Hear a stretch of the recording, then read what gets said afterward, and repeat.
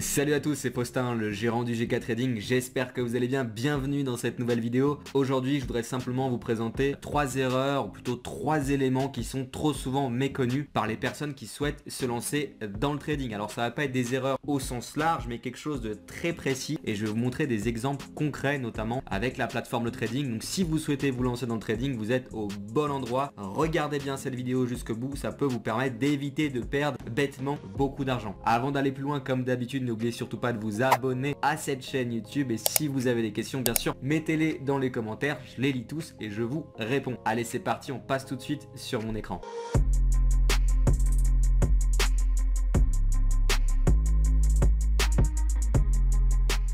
On se retrouve tout de suite sur mon écran d'ordinateur et je vous présente le premier bloc, le premier élément qui est malheureusement trop souvent oublié par les traders particuliers et ceux qui se lancent dans le trading, et c'est bien normal car c'est quelque chose entre guillemets d'un petit peu complexe, surtout quand on ne connaît pas la notion d'exécution. Alors vous l'avez compris, je vais vous parler de l'exécution de vos ordres. Lorsque vous souhaitez faire du trading, vous avez souvent une sorte de ticket d'ordre où vous pouvez décider d'acheter ou vendre le marché, et quand vous cliquez sur achat ou sur vente, parfois vous êtes un petit peu déçu de l'exécution. Vous ne comprenez pas pourquoi vous êtes exécuté à ce prix-là, pourquoi lorsque vous avez mis par exemple un stop loss, un niveau de protection, votre stop loss n'a pas été touché ou a été exécuté avec un mauvais prix. Tout ça c'est lié à l'exécution. Et si vous ne maîtrisez pas l'exécution et comment fonctionne l'exécution des ordres en bourse, vous allez perdre de l'argent ou surtout limiter vos performances en trading et c'est bien dommage. Donc ce premier bloc c'est vraiment l'exécution et moi ce que je voudrais vous montrer c'est qu'est-ce qui fait bouger l'exécution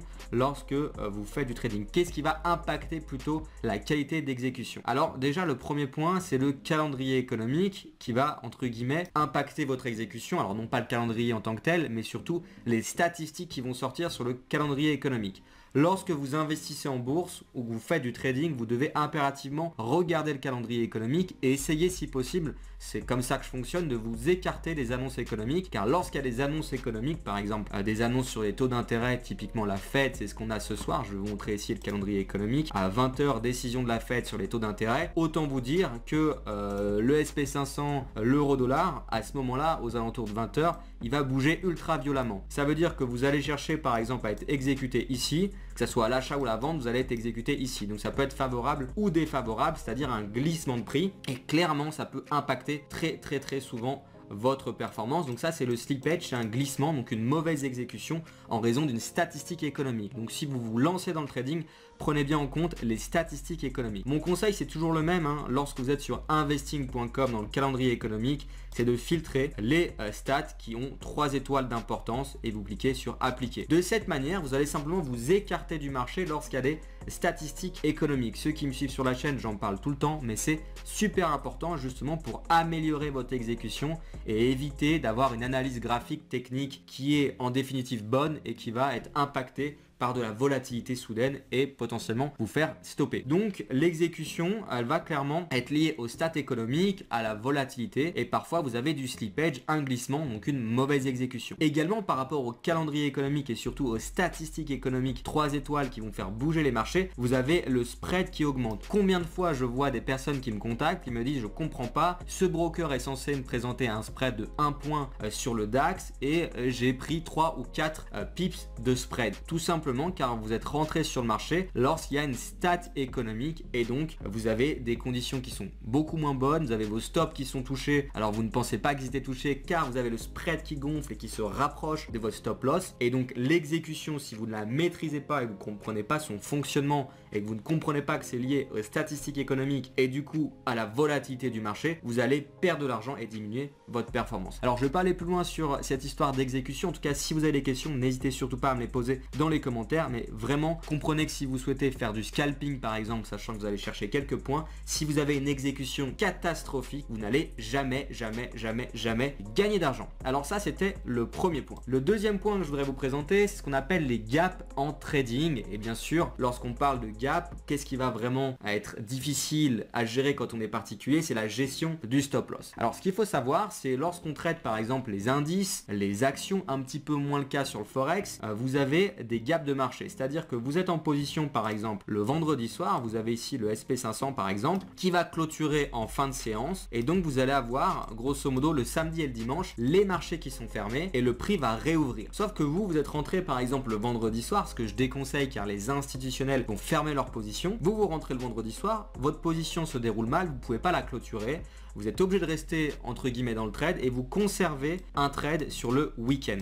Et sur le week-end, les marchés sont fermés et donc potentiellement vous ne maîtrisez pas votre stop loss car à l'ouverture, vous allez potentiellement avoir un trou de cotation, un gap. Et donc si dans le bon sens, vous gagnez de l'argent. Et si c'est dans le mauvais sens, malheureusement, votre stop loss ne va pas fonctionner. Et donc vous avez beau vous dire, je vais mettre un stop loss à moins 50 euros, je suis prêt à risquer 50 euros ou 100 euros. Mais si vous avez un gap de marché, vous pouvez très bien perdre 250 euros, 300 euros. Ok? Donc ça, c'est vraiment quelque chose qui est encore une fois trop méconnu par les particuliers. C'est les gaps de marché en trading. Je vais vous montrer ça pour que ça soit très concret. Ici, on est sur l'action Tesla. Si on suppose que vous souhaitez acheter l'action Tesla, on imagine qu'on ne voit pas forcément le reste ici.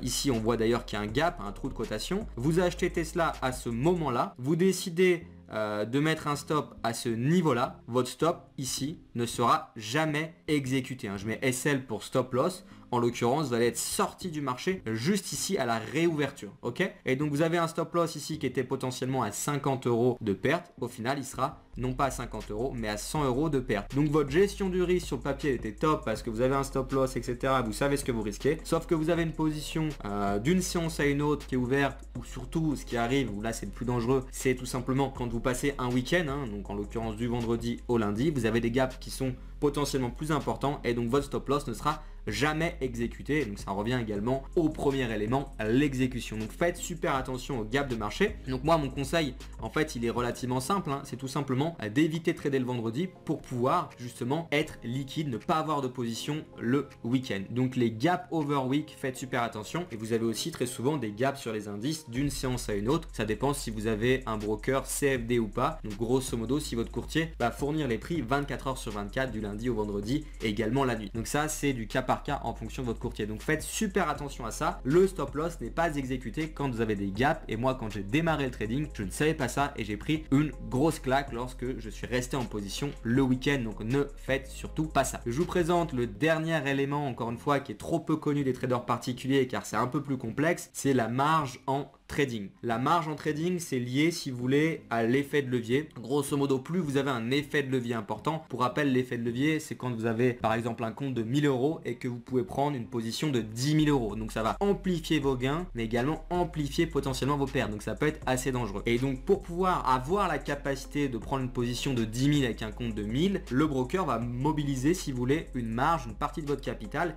Et lorsque vous avez mangé la marge de votre broker, donc consultez la marge en fonction des conditions de votre courtier. Lorsque vous avez avalé cette marge, vous êtes clôturé en perte, tout simplement en appel de marge. On appelle ça en anglais le margin call. Donc encore une fois, ce que je veux vous dire, c'est que la marge en trading, vous devez la maîtriser. Vous devez connaître quel est le montant de votre marge avec votre broker. C'est assez simple à voir sur, encore une fois, la page de votre courtier en bourse. Et surtout, évitez d'utiliser quand vous débutez trop d'effets de levier, car je vais vous montrer un exemple tout simple. Ici, vous décidez d'acheter un actif. Vous achetez ici l'actif. Vous prenez un volume beaucoup trop important. Donc le prix, il va baisser. Vous n'avez pas suffisamment de marge disponible, donc vous faites sortir ce qu'on appelle en stop out chez le courtier et donc vous allez perdre de l'argent alors que le prix va revenir dans le bon sens simplement car vous êtes arrivé sur le marché avec trop d'effets de levier et vous vous retrouvez sur ce niveau là en appel de marge. Et c'est pour ça que les brokers CFD gagnent pas mal d'argent, on appelle sur le B-book, sur le market making par rapport à l'effet de levier, car souvent vous faites sortir alors qu'in fine vous aviez raison sur la direction de l'actif. Donc surveillez bien l'appel de marge, renseignez-vous sur la marge auprès de votre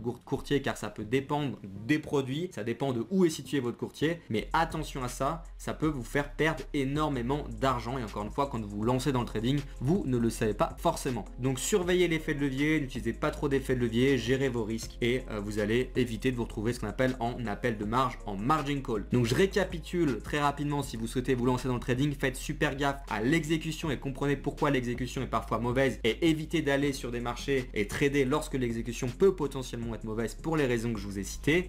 Faites également super attention au gap de marché, ne conservez pas des positions, c'est mon conseil, d'une semaine à l'autre ça peut être très dangereux, et faites super attention à l'effet de levier, à l'appel de marge que très souvent les particuliers ne comprennent pas. Voilà, cette vidéo maintenant terminée, j'espère que ça va en aider plus d'un. Si vous avez des questions, n'hésitez surtout pas à les mettre directement dans les commentaires. Comme d'habitude, abonnez-vous à cette chaîne YouTube, et vous le savez, vous pouvez rejoindre la formation UGK Trading pour maîtriser une méthode de trading, la gestion du risque. Je vous aide avec un coaching personnalisé à la fin de la formation. C'est gratuit grâce à des courtiers partenaires, en revanche les places sont limitées, où vous avez un accès immédiat, donc profitez-en, vous avez le lien dans la description. Quant à moi, je vous dis à plus tard et surtout soyez prudents comme d'habitude sur les marchés financiers.